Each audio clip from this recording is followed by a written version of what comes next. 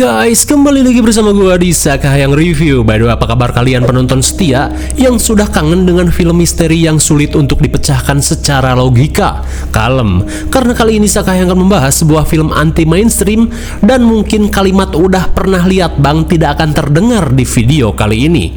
Dimana film ini berjudul Absentia tahun 2011. Film ini mengisahkan seorang wanita bernama Tricia yang berusaha mencari suaminya yang hilang secara misterius selama bertahun-tahun. Penasaran dong seperti apa kisahnya? Oke lah, daripada kelamaan mending kita langsung saja ke pembahasannya. Dan jika kalian suka dengan channel ini seperti biasa, silahkan langsung break aja biar gak ketinggalan video menarik lainnya dari Sakahayang.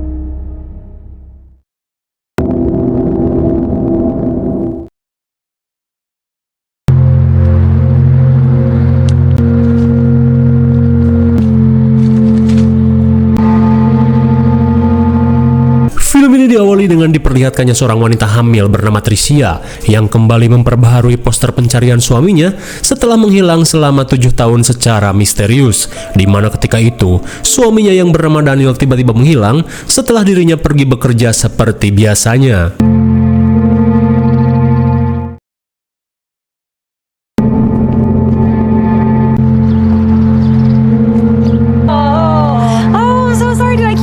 Kembalinya ke rumah, Tricia pun senang saat melihat kedatangan adiknya yang bernama Kelly. Di saat itu pula Kelly pun kaget saat melihat kakaknya ini tiba-tiba sudah hamil besar padahal suaminya telah hilang 7 tahun lalu. No, I'm fine with myself. Sesaat kemudian, sambil minum awok-awok, mereka pun asyik bercerita sambil mengenang keseruan masa kecil. Hingga di tengah perbincangan, Kelly pun menanyakan bagaimana Tricia bisa hamil padahal suaminya sudah lama menghilang. Lantas Tricia berkata, jika dirinya sudah tidak kuat menahan hasrat gabrut selama bertahun-tahun, hingga ia pun kelepasan setan dengan harus menerima kucuran benih dari pria lain. Dan kini, Tricia berencana untuk membuat surat kematian suaminya dan memutuskan untuk berhenti mencari Daniel. Terlebih hilangnya Daniel selama 7 tahun belum menemui titik terang dari pihak kepolisian. Kemudian, Kelly yang penasaran menanyakan apa yang sebenarnya terjadi pada Daniel. Meski malas membahasnya, Tricia berkata jika sebelum Daniel menghilang, mereka sempat cekcok hebat. Namun ia tahu, separah apapun pertengkaran, Daniel adalah orang yang bertanggung jawab dan selalu berusaha memperbaiki hubungan. Namun kini, ia pun khawatir jika suaminya ini tewas atau diculik seseorang. Sebelum tidur, Tricia terlihat melakukan meditasi sambil menabuh rantang untuk menenangkan pikirannya.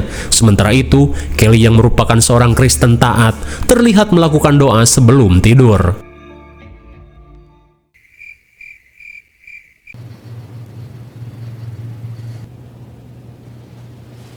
Di tengah malam, Tricia yang terbangun heran saat merasakan keberadaan seseorang di kamarnya.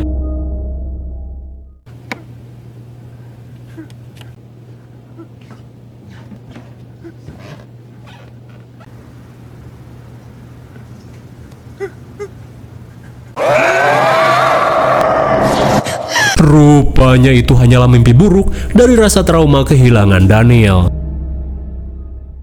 Di keesokan harinya, Kelly berniat mengisi waktu dengan berjoging mengelilingi komplek, di mana di komplek ini terdapat sebuah terowongan gelap yang sudah biasa menjadi akses para pejalan kaki untuk memotong jalan.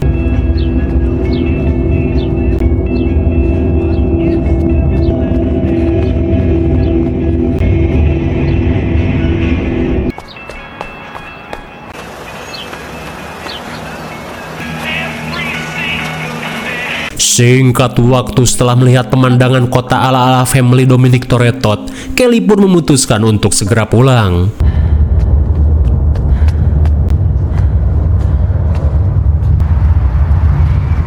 Saat kembali melintasi terowongan, Kelly pun ngeri saat melihat seorang gembel tidur di tengah-tengah terowongan. Di tengah kepanikan, si gembel bernama Walter merasa lega dan mengajak Kelly untuk bertukar tempat. Entah apa maksudnya, Kelly yang merasa ngeri langsung ngabret seedian-ediannya.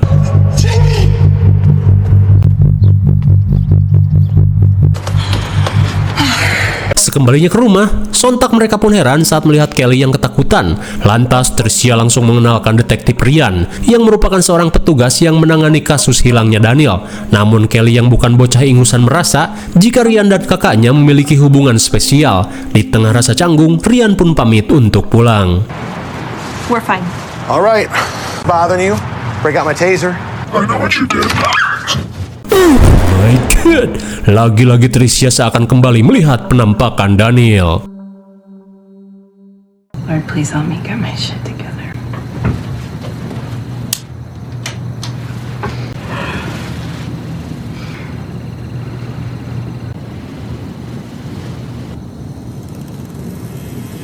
Di malam berikutnya, Tricia yang akan tidur kembali heran saat pintu kamar tiba-tiba terbuka dengan sendirinya. Lalu tiba-tiba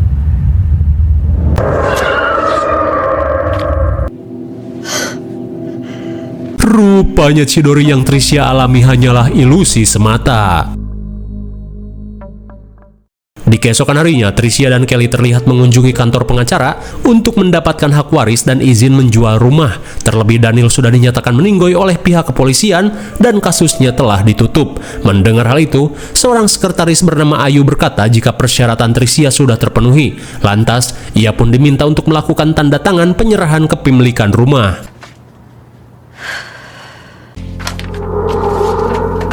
Namun lagi-lagi Tricia kembali melihat wujud suaminya.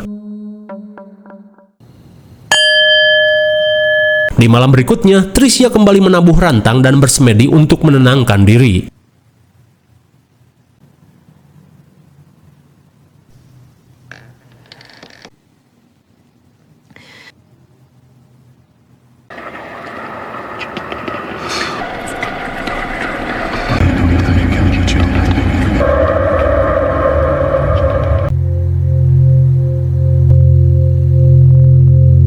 Meski teror semakin menjadi, namun akhirnya Tricia mampu mengendalikan rasa takutnya.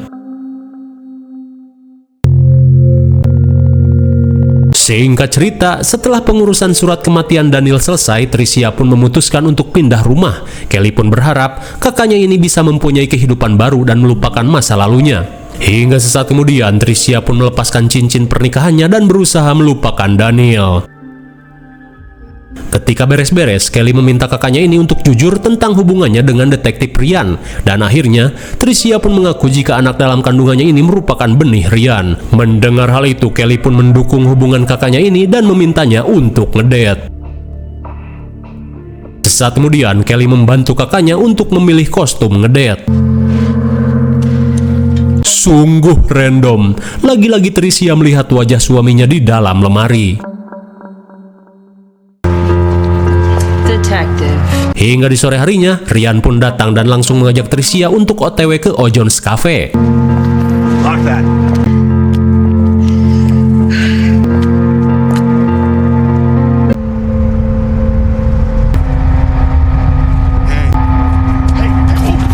Trisha, look at me. Look at me. Oh my God. It's okay. It's okay. My God, baru saja akan move on.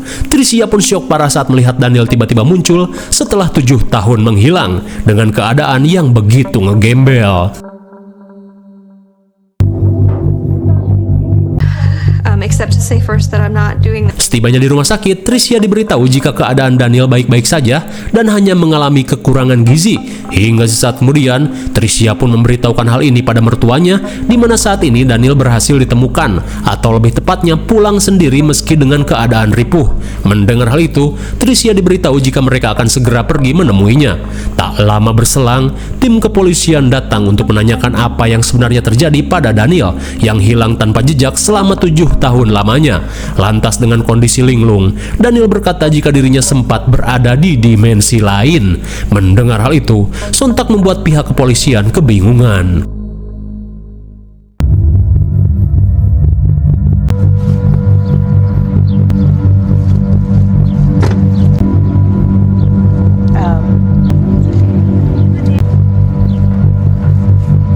Singkat waktu, Daniel yang sudah pulang terlihat ketakutan parah saat melihat terowongan di kompleknya, bahkan sampai membuat Daniel ngompol nacalana.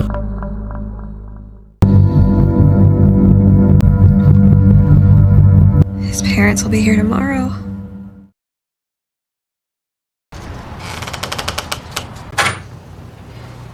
Hi. Di tengah kebingungan, mereka pun kedatangan detektif Ryan dan juga asistennya yang berniat untuk melakukan interogasi lanjutan pada Daniel setelah mendapat informasi mencengangkan dari pihak rumah sakit. Di saat itu pula, mereka pun heran saat mendengar gedebruk aneh dari kamar Daniel.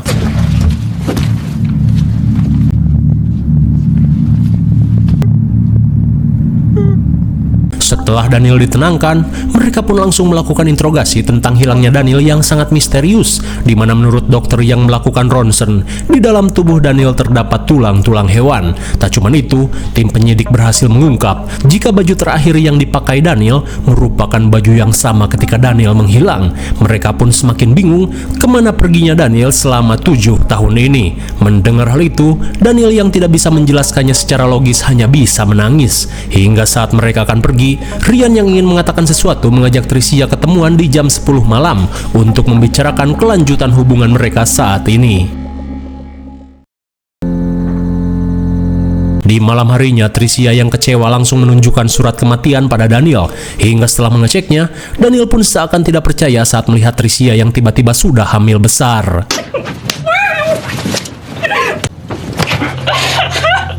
Bisa kita lihat, Tricia yang kecewa terlihat melampiaskan amarahnya pada Daniel yang hilang dan datang secara tiba-tiba. Namun meskipun begitu, Tricia masih menyayangi Daniel meski kini dirinya sudah terlanjur mengandung benih orang lain. Kira-kira kemanakah selama ini Daniel menghilang? Apakah di gondol wewe gombel? Singkat waktu di tengah malam, Tricia yang mendapat telepon dari Ryan bergegas menemuinya. Saat bertemu dengan Ryan, Tricia pun diajak Ryan untuk berbicara empat mata. Sesaat kemudian, bagaikan kurang modal, Ryan mengajak Tricia berbincang-bincang di dalam mobil bagaikan ABG mesum. Lantas Ryan berkata jika saat ini dirinya tidak akan lagi mendekati Tricia, terlebih Daniel sudah kembali. Ia pun tidak mau disebut sebagai perusak rumah tangga orang. Akan tetapi, Ryan berkata jika dirinya akan tetap bertanggung jawab dan akan merawat bayi yang berada dalam kandungan Tricia. Mendengar hal itu, Tricia pun meminta maaf karena Tuhan tidak merestui hubungannya ini. Dirasa sudah jelas, Ryan yang akan pergi meminta jatah closingan dari Tricia hitung-hitung perpisahan.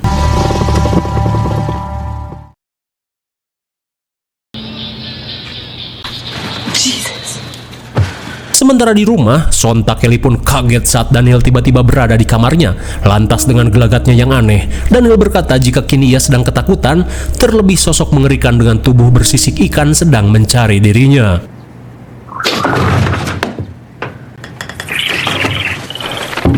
Sontak Kelly pun kaget saat melihat sosok hitam merangkak ke arah WC. Dan seperti biasa, nggak kepo, nggak horor.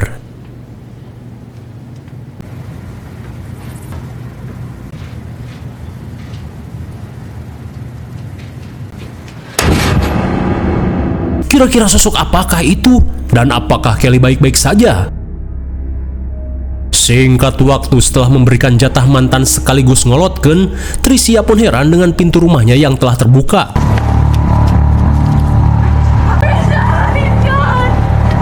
Di saat itu pula Kelly yang panik berkata jika Daniel telah menghilang diseret ke dalam terowongan. Beberapa saat kemudian, Kelly yang syok diminta Ryan untuk menjelaskan apa yang sebenarnya terjadi. Lantas sambil ketakutan, Kelly pun menjelaskan kengerian yang ia alami.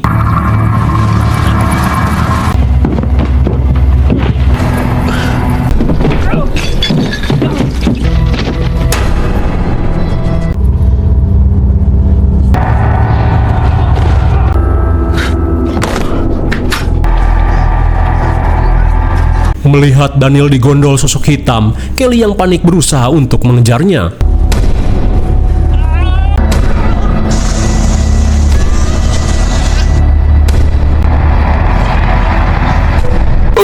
My God, ternyata selama ini makhluk tersebut muncul dari sebuah portal yang berada di tengah-tengah terowongan. Kira-kira makhluk apakah itu? Apakah sejenis SCP? Setelah menjelaskan apa yang terjadi, suenya Kelly malah dianggap mabok dan mengadi-ngadi. Lantas tim kepolisian kembali dikerahkan untuk mencari Daniel yang lagi-lagi hilang bak ditelan bumi. Di pagi buta, Kelly yang kepikiran sesuatu berusaha mencari berita kasus orang-orang yang hilang secara misterius. Hingga setelah mendapat banyak info, Kelly langsung mengajak Tricia untuk melihat hasil pencariannya. Mr. Lambert, live 3 doors down from us. Sambil menunjukkan artikel, Kelly berkata jika pria bernama Walter ini dinyatakan hilang pada tahun 1995 hingga pada tahun 2002, putranya yang menyerah menyatakan jika Walter ini telah tewas. Akan tetapi, minggu kemarin Kelly yang sedang jogging mengaku sempat bertemu dengan Walter dengan keadaan ripuh di tengah-tengah terowongan, dan ia yang tak tahu hanya menganggapnya sebagai gembel. Kemudian, ia pun kembali memperlihatkan kasus orang hilang pada tahun 1928, di mana seorang pria bernama Charles hilang saat hendak membawa air di sungai, dan faktanya sungai tersebut kini telah diubah menjadi terowongan yang ada di komplek ini. Dan menurut teori konspirasi, jika di tempat itu terdapat sebuah portal yang menghubungkan alam nyata dengan dimensi lain. Kelly pun yakin jika hampir 100.000 orang yang hilang secara misterius di kota ini ada kaitannya dengan hal itu. Hingga di tengah perdebatan, mereka pun mendengar kedatangan seseorang. Sontak mereka pun bingung saat orang tua Daniel berkunjung untuk melihat keadaan putranya. Hingga setelah menjelaskan semuanya, orang tua Daniel pun tidak bisa menahan tangis saat anaknya kembali menghilang sebelum mereka sempat bertemu. Singkat waktu, Tricia diberitahu Justin jika saat ini pihak kepolisian telah menemukan jasad di mulut terowongan. Takut itu jasad Daniel, Tricia yang khawatir bergegas mengeceknya.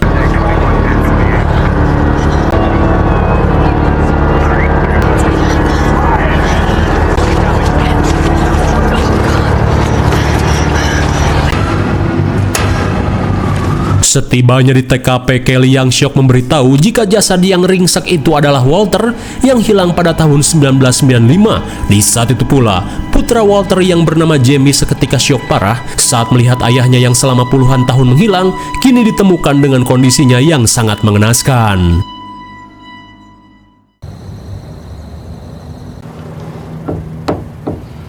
Di malam harinya, Kelly yang melihat Tricia sedang bersemedi memperingatkannya untuk segera tidur, terlebih hari sudah larut malam.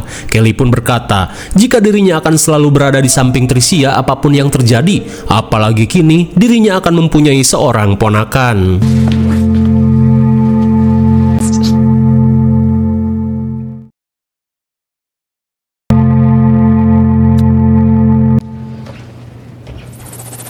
Namun sesaat kemudian mereka yang akan tidur tiba-tiba syok saat mendengar suara aneh dalam kegelapan.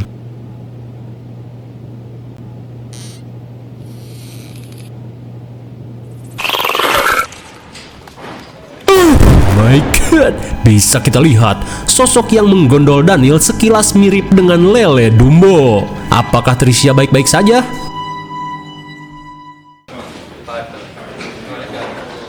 Yeah, no.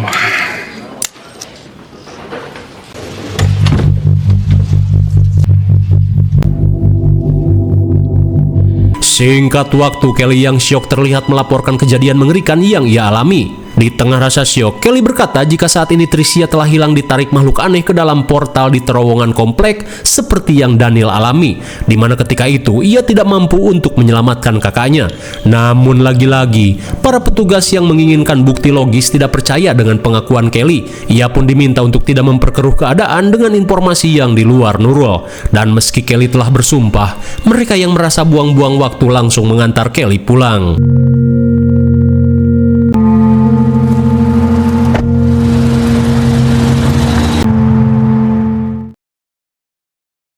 Sekembalinya ke rumah, Kelly terlihat mengeprint semua artikel berita tentang orang-orang yang hilang secara misterius, dan amplop ini ia tujukan pada Ryan dengan harapan Ryan mempercayai fenomena aneh ini. Lantas setelah berdoa, Kelly pun meneguhkan diri untuk mencari kakaknya ke dalam portal.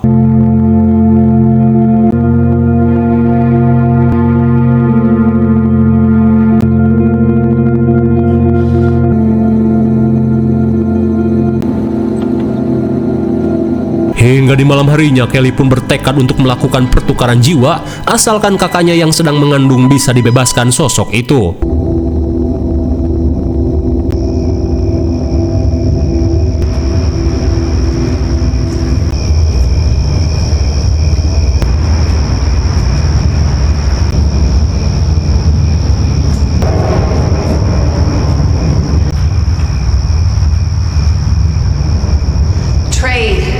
Di tengah terowongan, Kelly yang teringat dengan permintaan Walter berencana menyelamatkan Tricia dengan cara bertukar tempat.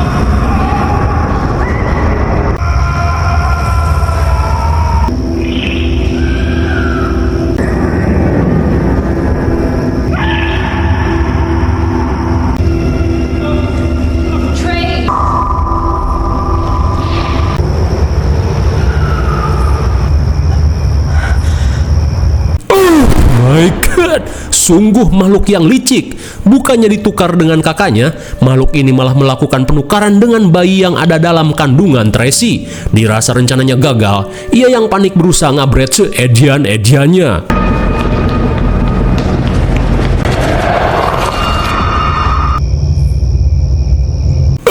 My God lagi, sungguh malang. Kelly si adik penyayang pun harus diseret ke dimensi lain setelah jiwanya ditukar dengan janin orok.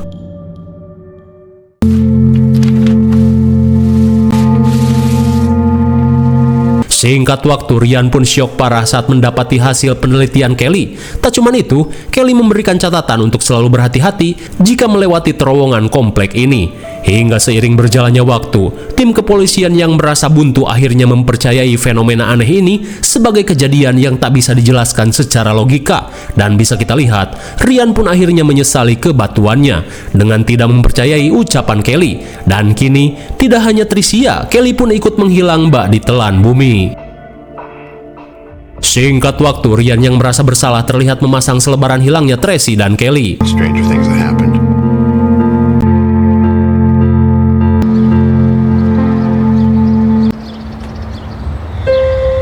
Sontak Ryan pun heran saat melihat Kelly berdiri di dalam terowongan. Dirasa salah lihat, Ryan memutuskan untuk pergi. Namun di saat itu pula, terlihat Kelly hanya bisa memandangi dunia nyata dari dalam dimensi lain. Lalu, film pun sudah berakhir. Bagaimana? Sungguh film yang sangat mind-blowing sekali bukan? Menurut gosip dan cenah, terowongan itu dulunya merupakan sungai yang biasa orang-orang pakai untuk mengambil air guna mencukupi kebutuhan sehari-hari. Dan menurut legenda, di sungai itu terdapat sejenis entitas mengerikan yang selalu menyeret orang-orang ke dimensi lain. Dan terhitung sejak saat itu, hampir 100.000 orang menghilang secara misterius. Hingga seiring berjalannya waktu, sungai itu diubah menjadi terowongan jalan pintas di sebuah komplek. Namun portal dimensi lain masih tetap di sana dengan makhluk bersisik ikan yang akan menggondol siapa saja yang hidupnya suwe.